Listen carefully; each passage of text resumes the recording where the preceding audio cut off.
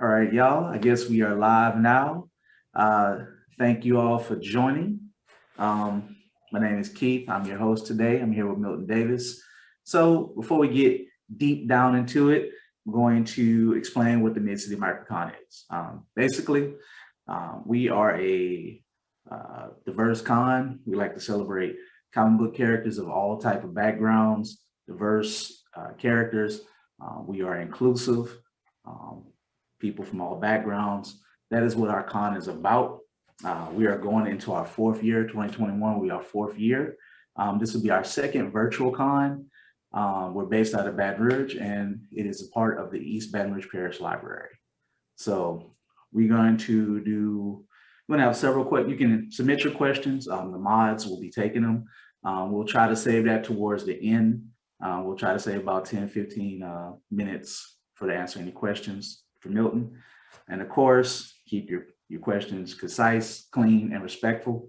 And we'll try to pick the best ones that we can. So with that said, we're going to get started.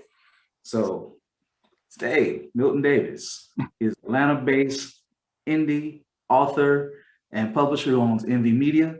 And we're going to let him introduce himself and give a little bit of his backstory. Okay, well, hey everybody. First of all, thanks for having me here. I'm looking forward to it, and just wanted to say again, thanks to you, Keith, and everybody. Well, I'm Milton Davis. I am like Keith said, I'm a publisher and author. I've been writing and publishing for about 16 years now. I have a company called MV Media, which specializes in science fiction and fantasy based on African American culture and tradition. I've been writing off and on for years, but decided to get serious about it about 19 years ago, actually. And then that's when I decided I wanted to go ahead and write, and not only write, but also publish my stuff as well. And so since that time, I've been writing and publishing. I've published about 21 novels, 8 anthologies. I've had stories in various, and probably about 7 or 8 other anthologies. In 2014, I won an award for Best Screenplay with Balaguno Jitati at the Urban Action Showcase. And I've had 2 stories that have been nominated for the British Science Fiction Association Award. So that's me in a nutshell. Okay. So, before we get to, I guess, deep down to some other stories, what made you want to create MV Media? Well, it's interesting because like I said, when I first got an interest in writing, it was back when I was in college. And right after I got out of college, I did what you normally would do when you're trying to become a published author. I wrote my stories, I submitted them, I got the rejections. I went from the form rejections to where editors were actually reading my stories and still rejecting them. But I dropped out for a while life happened. I'm a chemist by training and by profession. And when I finally came back around to doing it, I was about 45 years old then. And there was a number of things happening at the time. I had my business. I had a business before, and I kind of enjoyed that. And also, print on demand and self-publishing was really big at the time. And after taking a look at the marketplace and what I wanted to write and how I wanted to present it, I felt like self-publishing would be the best way to go. And that's when I started MV Media, specifically to publish my own stuff at first. But eventually, I started publishing other authors. Okay. So how many authors do you publish now? Right now, I am up to 3. It's 3. I added 2. I published books by Balogun Ojitade. I added 2 authors last year, Enoch Zimbaya from Zambia and Sarah Macklin. And I've got about 4 new authors that I'm going to be adding this year. I've been making announcements over the years, so I think by the end of this year, I'll probably have about 6 authors. Because I every time I turn around, I'm like, there's a new person to the roster. There's a new team member. There's a new roster. I'm like, man, they have grown. So I love to see it. Shout out to those who are a part of Milton's team. Hopefully, y'all winning the championship down the line one day. So, plan. So out of the years that all the stuff that you've done for MV Media for yourself, what's been some of your favorite projects that you published for your company? Maybe written or just published for other people? Well, you know, of course, the first project was probably my first project that kind of stands out. That was when I published Meji, because Meji was the first book. It was a representation of a lot of the research I had done on African history and culture, and I wanted to write a book that would encompass all that. And so that was special. Another reason it was special was because not too long after I started that book, I met Charles Saunders. And Charles Saunders, as some of you might know, is the person who created Sword and Soul. He had the first Black sword and sorcery character in Morrow that he created and released back in the late 70s. And by chance, we were able to meet each other through a mutual friend. And I had finished Meji, had the manuscript, ready to roll it out. And I asked Charles if he would read it. And he said, yeah. And so he read it and found out later on that he liked it. And that was really a big thing for me. And so he also wrote the intro to that book as well. So that would probably be the first book I would think about as far as being a milestone. The second book would also be one that involved Charles. Not too long after we met each other, we decided that we wanted to do an anthology to give other authors the opportunity to publish Sword and Soul. And so we came out with Griots. And to this day, Griots is like one of my best-selling books. I sell more books from that anthology consistently than any other book that I've ever written. There's a couple of authors in Griots that are now doing very well as mainstream publishers, and their first stories were published in that book. So those would be the two that I would bring up. The City would be another one. It's also an anthology. It's a cyberpunk anthology. And the reason I like that book is because that one just kind of came out of a group of authors just kind of jazzing on a concept. It was a statement I threw out and other authors jumped on it, and we just started coming up with these ideas. And then we said, well, hey, let's just do a book about it. And we put the book together and put it out. So that one, I like that one because how it came to be. It was just such a collaboration between different authors. And we actually even had one brother came in, Otis Galloway, who was a DJ, who he liked it so much that he actually composed songs for each one of the stories in the book. So if you get a chance to go to SoundCloud and you look up the city soundtrack, you can actually find the soundtrack to that anthology. Okay. Now, I guess to back up just a little bit, for those who don't know, can you explain Sword and Soul and cyberpunk? Because those are terms that are very unique. And I know those who listening, hey, just bear with us. I know y'all who are already to the cosmos and follow Milton. I know y'all know, but let's just describe that for a little bit. Well, I believe in branding what you make, because, I want people to know what they're getting, and the best way to do it is to brand it. Sword and Soul was actually a term that I didn't create. Actually, when Charles was interviewed years ago, when somebody asked him, what do you call what you write? He said, I call it Sword and Soul. So when I met him, the funny thing is that when I met Charles, I had never heard of his work, had never read, well, had read some of his work, but I really didn't know him that well. So it was interesting for us. We talked about it and realized that we both started writing the same thing based on the same sources, but he did it 20 years before I did it. And as far as I'm concerned, he did it a lot better.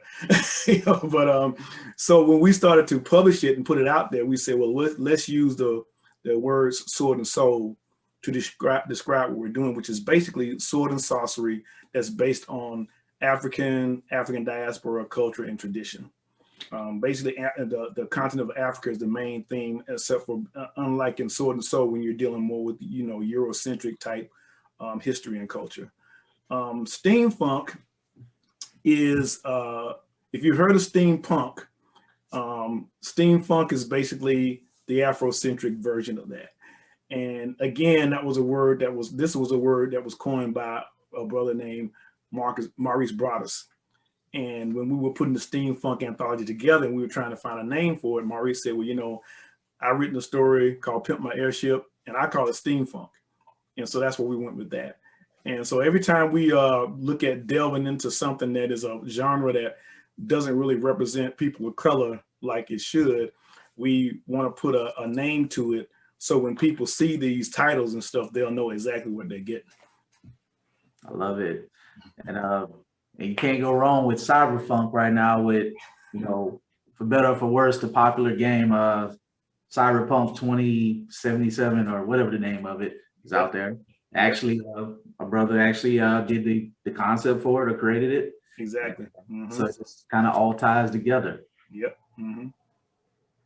So from what I know from following you, I know that you always have a lot of like projects brewing multiple times. What is your process of picking your next project to go forward with? Well, that's a good question. It comes from a bunch of different directions. It's usually kind of random, to be honest. It's more like what I'm interested in at the time, or what I might be hearing about.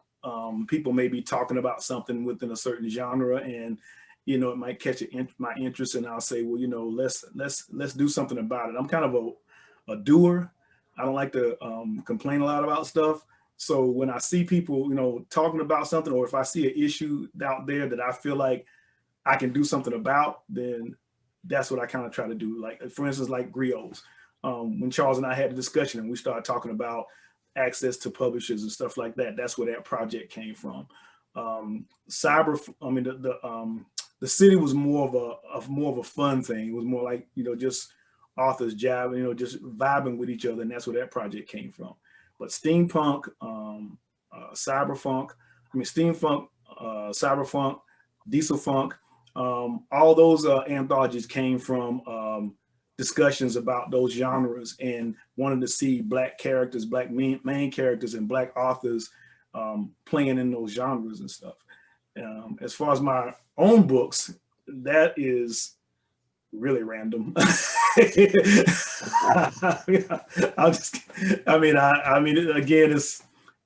I'm inspired by paintings. I'm inspired by music. I might get inspired by a history book I was reading. It's just whatever the muse says, and I'm sitting there saying, hey, this might make a good book. Then I just start writing it and stuff like that. So it's not so much of a trend thing or something like me wanting to talk about a certain issue. It's just whatever catches my interest at the time.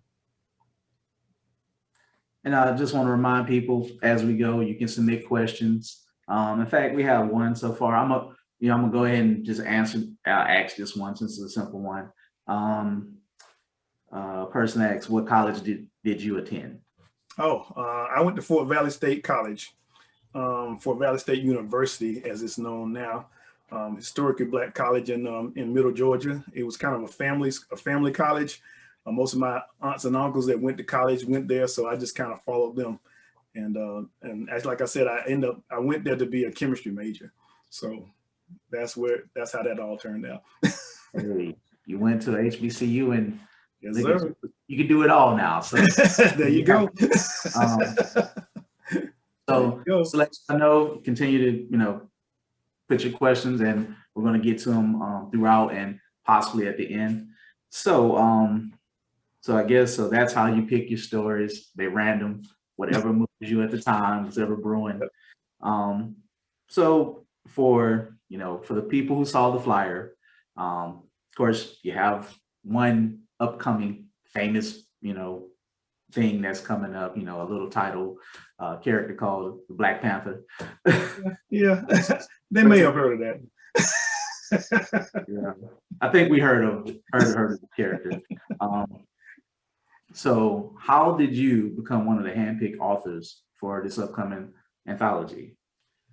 That was an interesting journey. Actually, a friend of mine, a fellow author by the name of Glenn Parish was the first person that brought it to my attention, and this was like last year.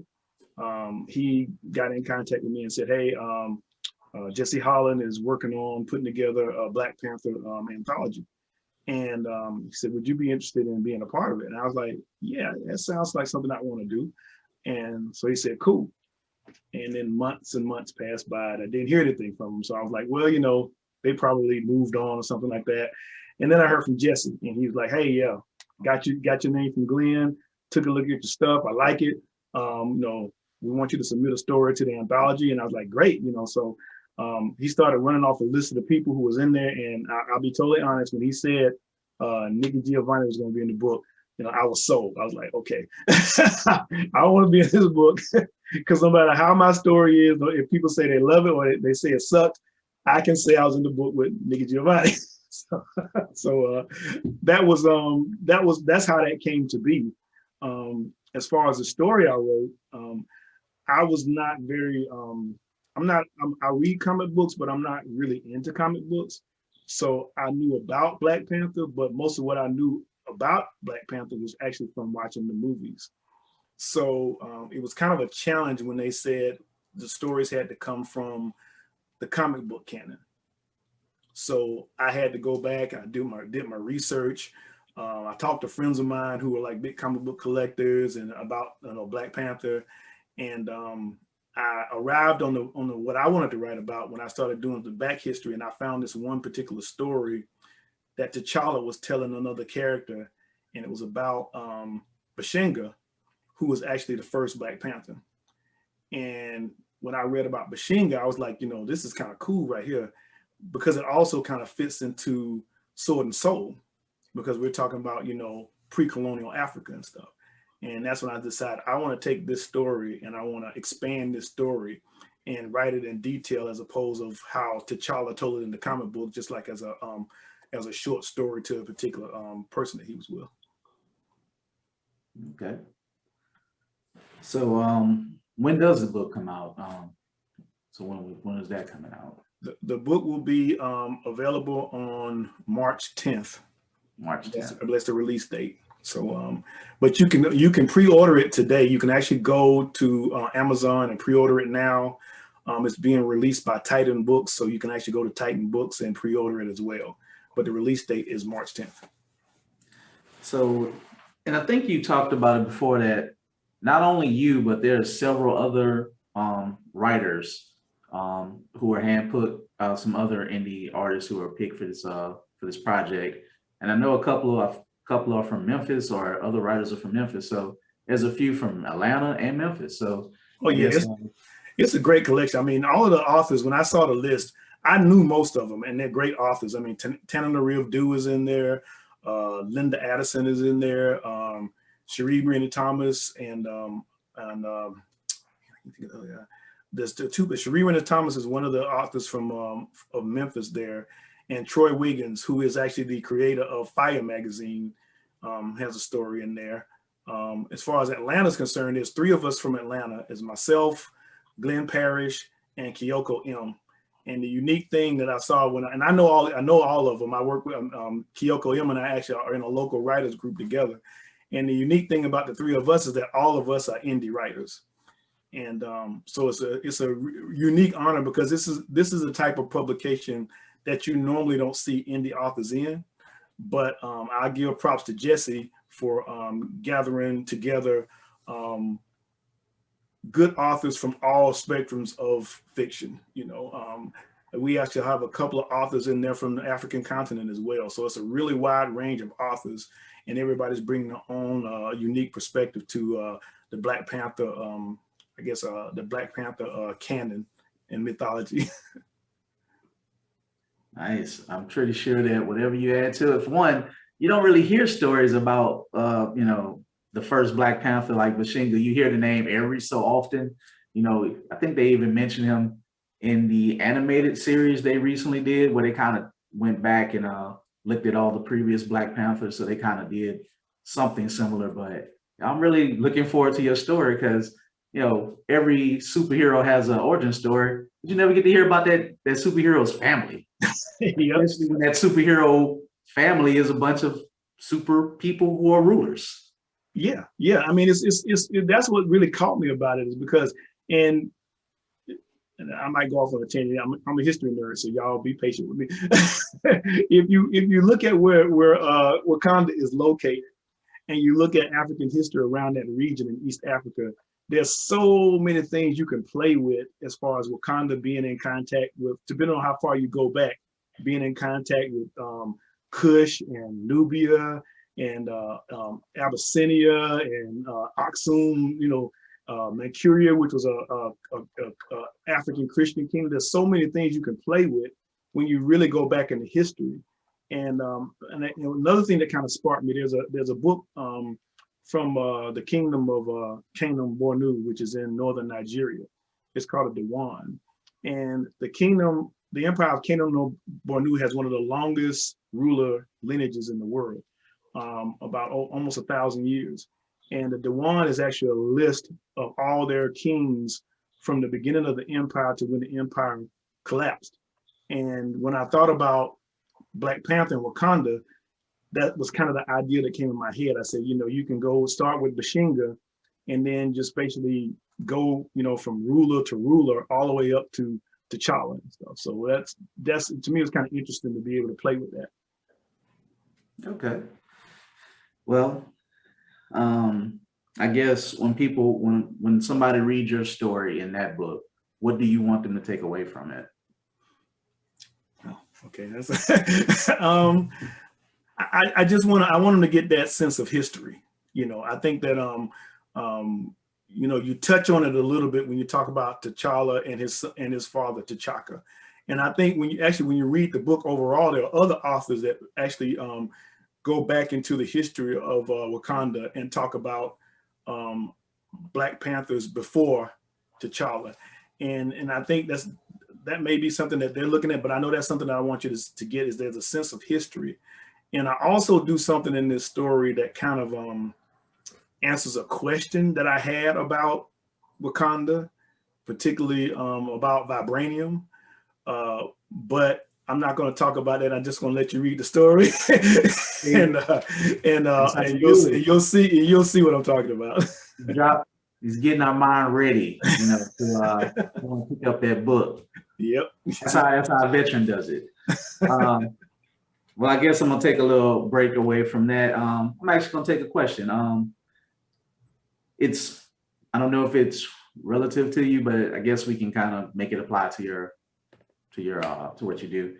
The person asks, what do you think is the best way to meet other cartoonists? I know that you're not a cartoonist, so I guess we can make it general, other writers, or maybe people that you work with, because I know that you love art, and I know that you love selecting a lot of great artists for your cover work, so you can elaborate on that. Well, artwork, that's the way I probably would interpret that as far as artists are concerned. When I first got onto social media, I was a part of a group called Black Superhero, which was basically a collection of Black indie comic book creators. And I would say about 80 to 90% of the artists that I work with now are artists that I met on that site. It was a real fun, kind of a Wild West type of site. You had a lot of people talking some good stuff. You had a lot of people getting into like disagreements and stuff like that. But there were very talented artists there. And I would, get in contact with them and say, hey, I like your artwork. Would you do a cover for me, or would you do some interior stuff for me? And all of my sources as far as meeting art have been on social media. I've commissioned artists that I met on ArtStation. I basically go through looking at the art at ArtStation. When I see something that I like, I go get in contact with the artist. And I also have worked with artists from DeviantArt, because I also have an account on DeviantArt. So another place for me to go look at artwork. And when I see an artist that I like, I say, hey, let's do something. But that's basically has been my biggest source has been, matter of fact, when I think about it, all the artists that I work with, I've met through social media, just being active in social media and art groups and different things like that. Okay. Well, I guess I'm gonna ask a little bit, maybe not so much fun question. And this is just for me. Okay. So, as a writer, of course, you're doing good. You have your project coming out. What has changed? What has been the most difficult during the whole pandemic? Being a writer, creator of science fiction, just what has been the biggest challenge? I think the biggest thing has really been the social interaction. If like most of us creators, we do a lot of our work outside the office. We're doing conventions, we're doing book signings, we're doing events at different venues and stuff like that. And COVID didn't care about all that. You know, It did not. all that stuff basically effectively came to an end. The thing that has helped me through all that, though, is the fact that I've always had my own storefront online, and I've always built always had a pretty strong network. So despite not having the access to the events, I've been able to sell product through my website online. And a lot of the people I think who are purchasing from me from these events have made the transition to buying from me online. I also had to kind of beef up my social media presence because I never did video or anything like that online. But now I do, because it's another way to connect with people and to let them put a face to the name and stuff like that, But yeah, not being able to attend the events has been the biggest challenge, because that is another good way for you to pick up new readers and meet new authors and stuff like that. And I mean, of course, in Atlanta, I know y'all have a lot of bookstores. Y'all have all of the cons, like imaginable. I mean, so I know it must be a little bit of hard transition and to deal with that without being able to have that social interaction. Yeah, Atlanta has at least 1 or 2 cons a month, and so there's always a con to do. And the con community knows each other. The con volunteers all know each other, so it's a real strong network and stuff. Once you get into the con circle, it's easier for you to get in different cons and stuff like that. But yeah, so that has been a big burden on the community in Atlanta. Yeah, I know it's pretty rough. It's been, I hear about it from all over places, different cities, different places, and everybody's ready for one. Of course, hopefully we get to go to one safely very soon. Yeah, I think it kind of stopped everybody but you, Keith. Well, you can't talk about that too much here, but when you're an unstoppable juggernaut, what can I say? I'm joking, folks. I don't have an ego, but just to remind people, while we're going on, you still can drop questions. I'm reading them as we go, and if there's more at the end, we'll make a moment and to answer some questions. So feel free to type out any questions that you have, and we'll see them and we'll get to them.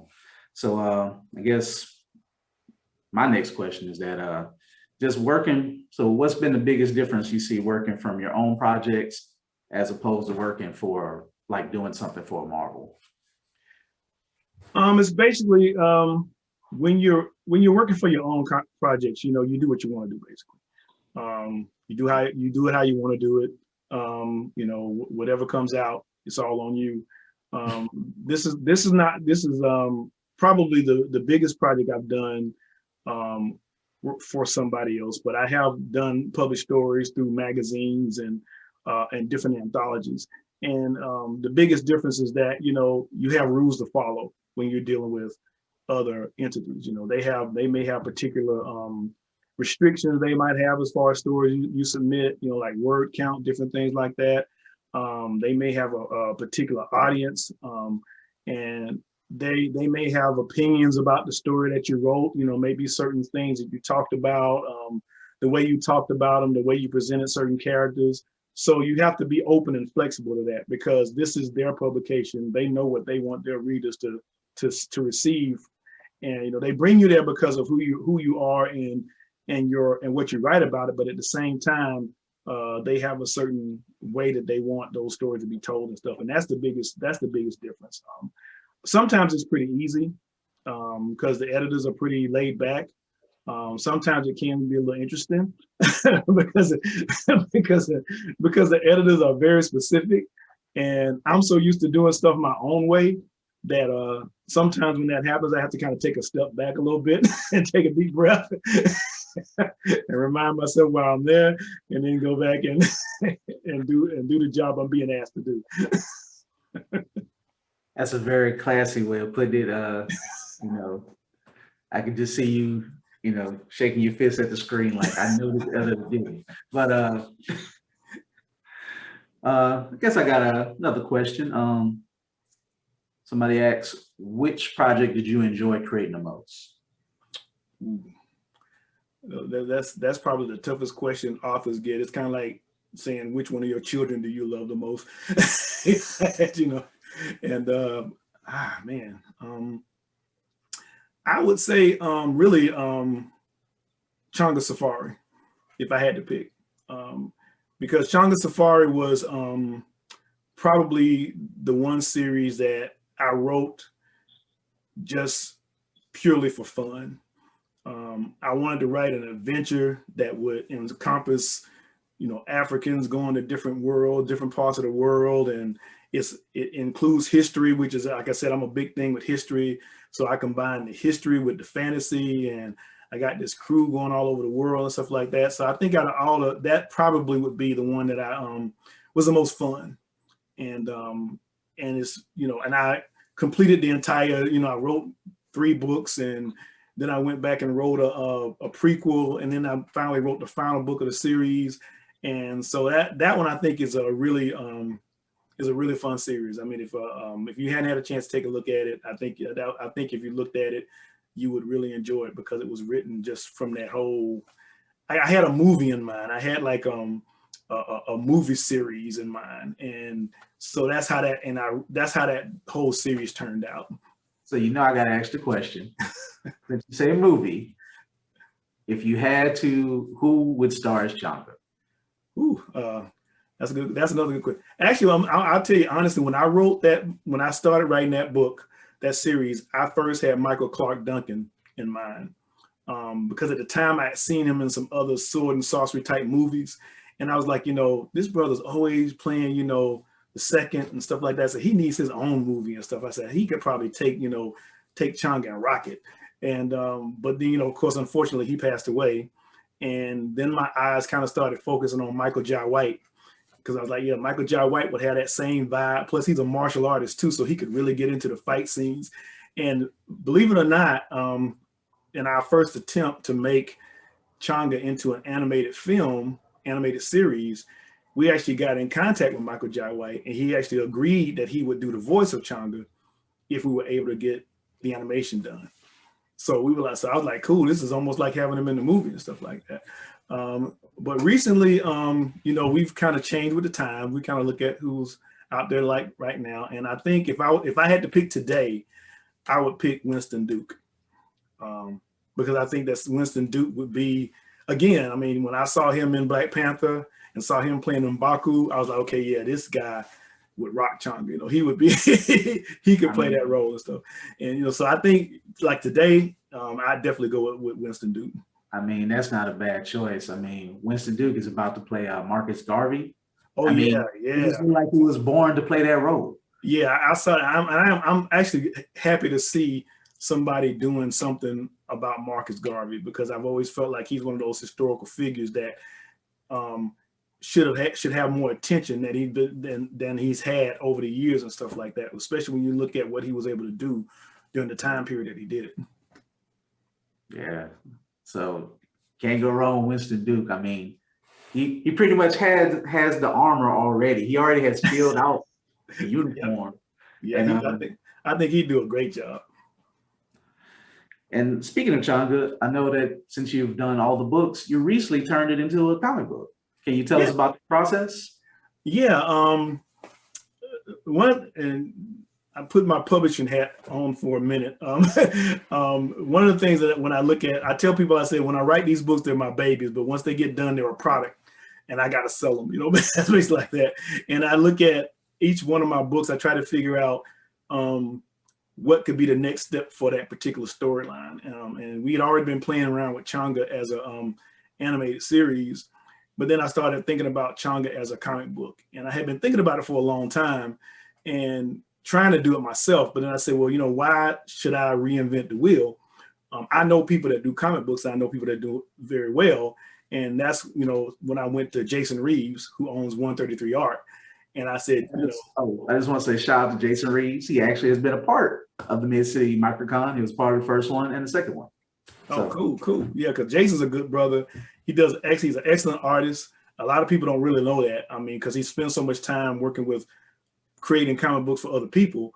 that they don't really realize what a wonderful artist he is, you know. And then every now and then he'll just step out there and just bam, and, you know, blow you away with some work. So, but I went to Jason. I said, hey, Jason, I love to make Changa into a comic book series.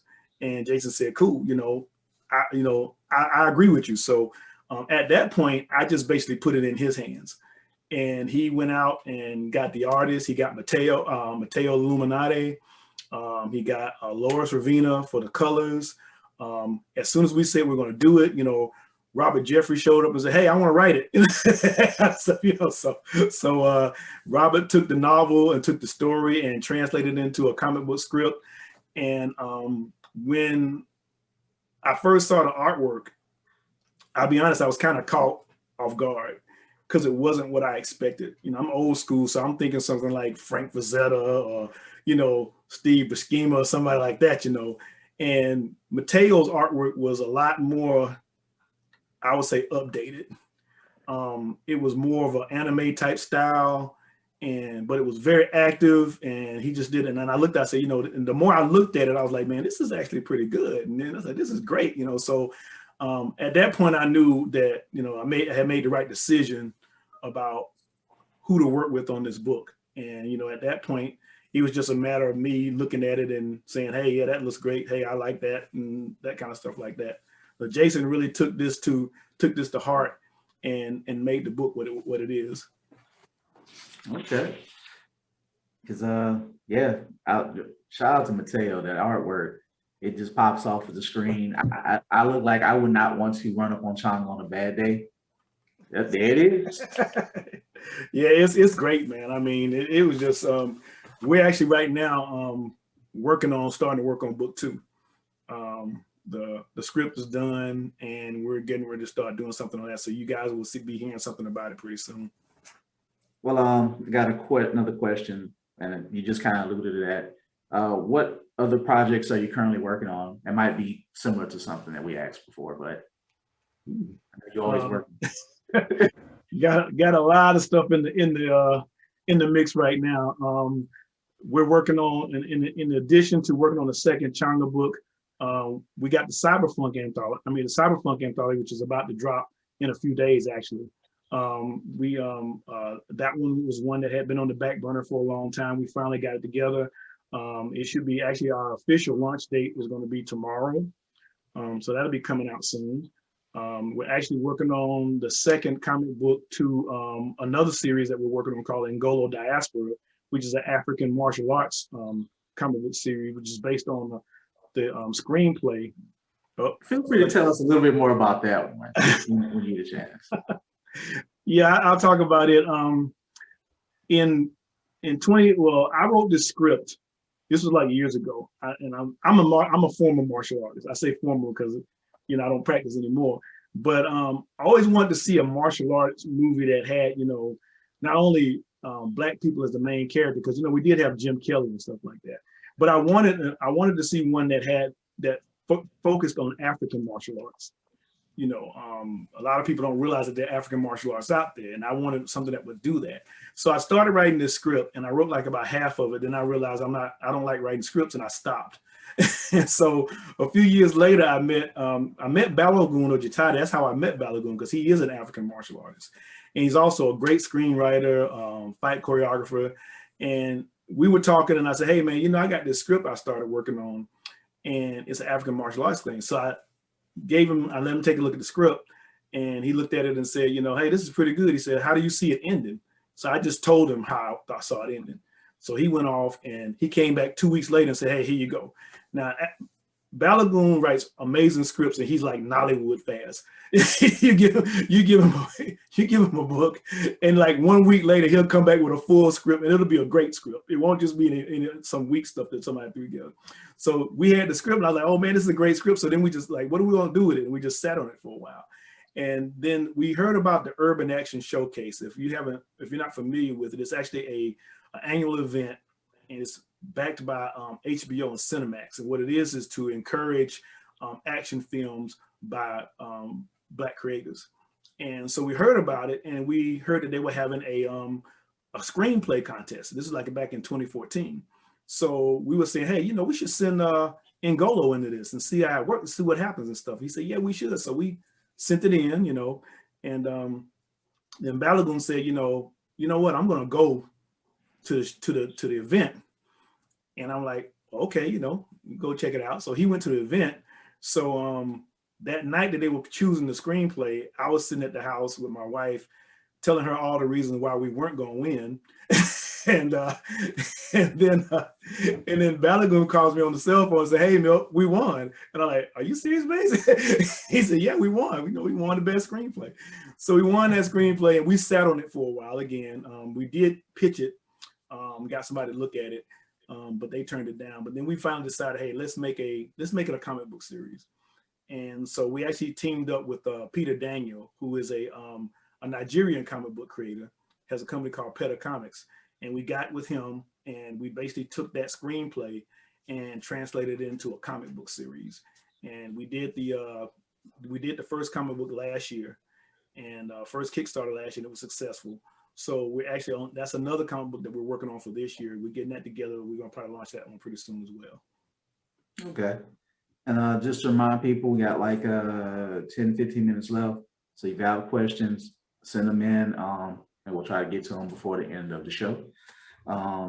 So I guess I got a couple of questions to ask myself. So as an indie creator, what have been some of your greatest challenges and what advice would you give to those who aspire to go down this path, who's already on this path? Well, the biggest challenge to me for indie as an indie author has been the marketing aspect of it. It can be challenging to create the product, but those are things that are like a lot easier now than it was when I first started. You know, you had to have a special format for Amazon and all this kind of stuff made it difficult for you to get your books put together, but it's a lot easier now. Once you get the book together, that to me is the biggest thing. And you have to realize that when you become an indie author, you're actually going into business. And that means you have to be able to get out there and market your book, sell your books. They don't sell themselves. And you have to take on all the responsibility, the cover design, the artwork, the manuscript, all that stuff is on you. You don't have anybody else to do it for you. And I actually do a seminar every year at my local library where I talk about self-publishing. And I always tell people that's the first thing you have to decide. Are you ready to go into business? Because that's what you're doing when you become an indie author.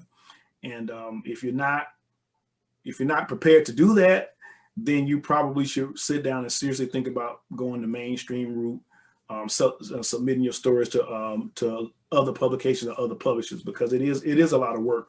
But for me, it's rewarding because I love to do the work. I like putting the book together. To me, that process is just as exciting as writing the book, you know. So, but again, going back to the answer to the question, I think that the marketing and the selling of the book is probably the most challenging part. Okay.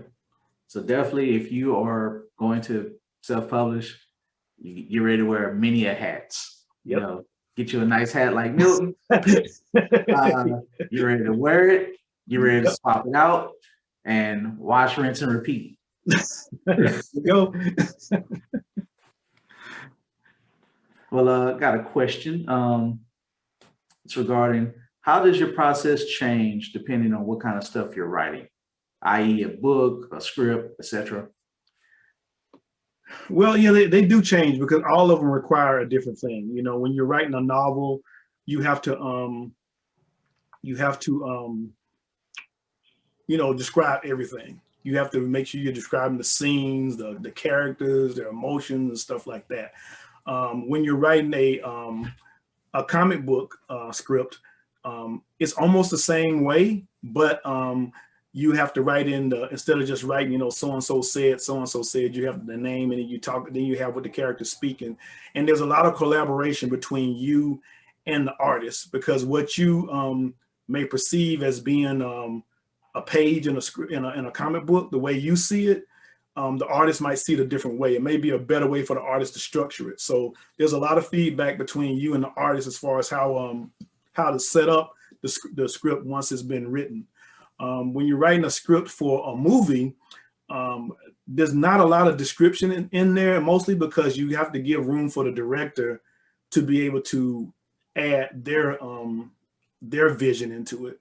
So, instead of me saying, in a novel, I might say, so-and-so walked out into the cool night, a slight breeze rustling the leaves on the oak trees and stuff like that. For a director, in a director script, I might say the character walks outside in the fall. And it's up to the director themselves when they start to make the film to decide how all that stuff is going to look. And I focus mostly on dialogue as a writer, as opposed to focusing on how detailed, a lot of time describing the scenes and how they're going to look, that kind of thing. So each one brings a different, a different discipline to it, I guess, as far as, how you're gonna write it and stuff. Okay. I got another question. And as y'all can see, we're weaving the questions in within stuff that I'm asking. So we're making it happen. Got another question. They ask, curious what you think of say the web serial model paired with something like Patreon or PayPal, if that makes any sense. Yeah, I can't really speak on that knowledgeably because I don't use it. I played around with it at one time and didn't really put my heart and soul in it, put it that way. But I know people who use it and it's been really effective for them. To me, I guess the challenge is that since I'm is being able to create enough content to keep the people who sign up for it to be interested in coming back every month and stuff, because I've got so many different projects going on. I'm usually working on 2 or 3 novels at a time. And then in addition, I've got to go and make sure I've got something fresh for the people in Patreon every week or every month or something like that. But there are some authors that I know that do it and they handle it really well and they do a really good job at it. I'm kind of still on the fence about it right now. I still think about it, but for me, just being able to produce the books and stories like I do it right now seems to work good enough for me. And just gonna make a little note to a comment. It's Jason Reeves. There are actually 2 Jason Reeves who are artists, both from New Orleans, but one's tall and one's really short. Well, excuse me, one is short. Sorry, Jason. He's gonna bash me, but he's actually he's based out of Los Angeles right now, 133art.com. So he's the artist of Changa for the comic book. So I guess you probably answered this already, but what do you believe has been your greatest achievement so far with MV Media? I would just say the company itself. I've written a lot of books over a period of time, and just being able to put the company together and watching it grow, and really being able to make it a venue for other authors. I think that's what I'm probably most proud of it, because of the authors that we've published in the anthologies and the authors that we're publishing right now as novels, and some of the authors that we will be publishing. The thing that I like about what we're doing is that we allow authors to speak and tell their stories with their authentic voice, that we're not trying to change or focus their stuff based on any trends. We're not trying to make it, palatable for certain audiences. We're just saying, you bring us your story. This is the story that you want to tell. And what we're going to do is help you tell that story the best way you can. And I think that's what I like about about the company.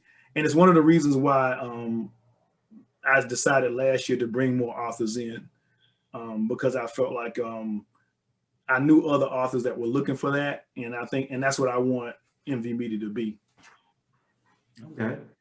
Well, since we're running up a little short on time, about 8 minutes left, I have one last question left. And as you answer this, if other questions pop up, a couple other, we'll try to fit it in. So y'all listening, y'all got a couple minutes to submit your questions. So basically, MV Media itself is your greatest accomplishment as a whole. And I kind of asked this in relation to your Black Panther story, but when it comes to what you have created for MV Media, or somebody creates for MV Media, what do you want them to get? How do you want them to feel after they read one of your company's stories? I want people to be entertained. I want them to feel better coming out of the story that they felt coming in. You know, I like to read I write the way I like to read. I like to read for escape. I pick up a book so I can get away from what's around me in the outside world and go into another world for a while and imagine a different place, and in a lot of cases a better place. So that's what I want people to get out of when they come to MV Media to read books. I want them to be entertained. I want them to feel like for that, whatever time it took for them to read those stories and those books, that they were able to like break away from the everyday and really relax and have found a moment to where they could just kind of like, you know, just chill, you know, that kind of thing. I'm not trying to change the world. I'm not trying to push an opinion on an agenda on anybody. I just want you to be entertained. Can't ask for anything better in these difficult times. Mm-hmm. So with that said, as maybe a couple of questions come in, where can people find your work, contact you if there's any questions that may not have been asked here, if they, you know, if they can reach out to you, or where can they find you? And I don't know. Well, my main hangout is my website. That's www.mvmediaatl.com. That's where I hang out most of the time. That's where all my books are.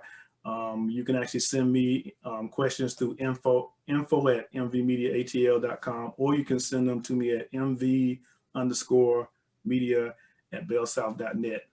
I'm also on Instagram as Obadoro. That's Obadoro. If you've read Meji, then you know where that name comes from. I'm also on Instagram. Instagram as Obadoro. I'm on Twitter as The Griot, and that's The Griot with a T, not The Griot without the T, because that's MSNBC, and people get us mixed up all the time. So, and you can also find me on Facebook as Milton Davis. So. Okay, trying to see if there's any questions left.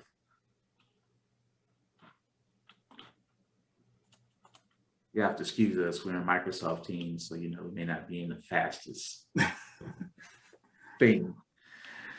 Well, I guess, well, y'all have the information. Y'all gonna better send it to them. So, because we only got a couple of minutes left before we hit that hour mark.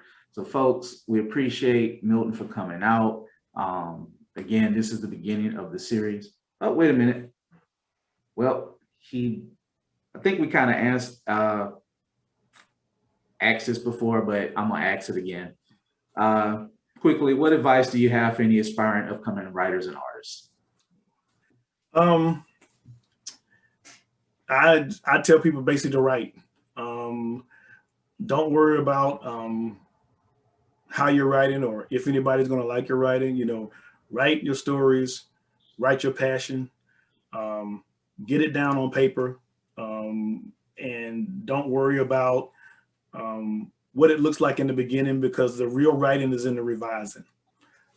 So get it down, write your passion. Don't worry so much about writing for the audience. Write your stories and then find the audience for that story.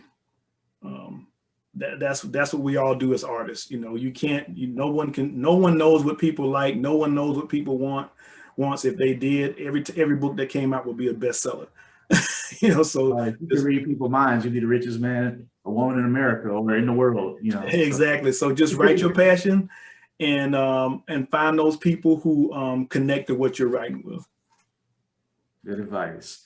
So y'all, this has been the first Mid-City Microcon Presents. I'm your host, Keith Cooper.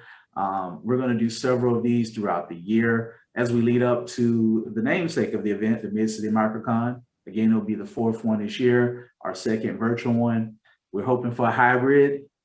We don't know, but it's definitely going to be virtual for sure. Of course, you can watch the replay of this and watch the previous MicroCon at www.ebrpl.com/mcmc. That's www.ebrpl.com/mcmc. So we'll have this up here where you can watch it. Of course, it'll be on our YouTube channel. And of course, when we have it up, Milton's going to share it. Everybody's going to share it, listen, and, share it to your fellow writers and those who need advice and, who want to be entertained, but also who want to wear many hats and gonna have to do some business. It's not going to sell itself. So Milton, again, just to tell people where your next, the next the Black Panther novels coming out and any other stuff, just to remind them again when that's coming up, and then we're going to say goodbye. Okay. Yeah, you can get the Black Panther Tales of Wakanda anthology right now. It's available for pre-order on at Amazon, basically anywhere books are sold. Also from Titan Books. Also, MV Media ourselves, we are celebrating Black History Month, and we are running specials on our books right now. So if you go to our website, www.mvmediaatl.com, you'll see a number of books that are on display on the home page. But every book in our system right now is either 20 to 30% off. So this is a good time to introduce yourself to Sword and Soul, steampunk, cyberpunk, and all kinds of funk. Personally, I'm looking forward to a little spot funk. I want to try that out. Yeah, that's coming. That's coming. So, Milton, we just want to say thank you again for taking time out your busy schedule. We want to thank everybody who submitted questions, who've been in the chat. I want to say thank you to the staff who's helped behind the scenes. Hello, Jessica. Hello, Angel, and everybody else. And we're going to say goodbye, and we hope you have a good afternoon. All right. Thank you, guys.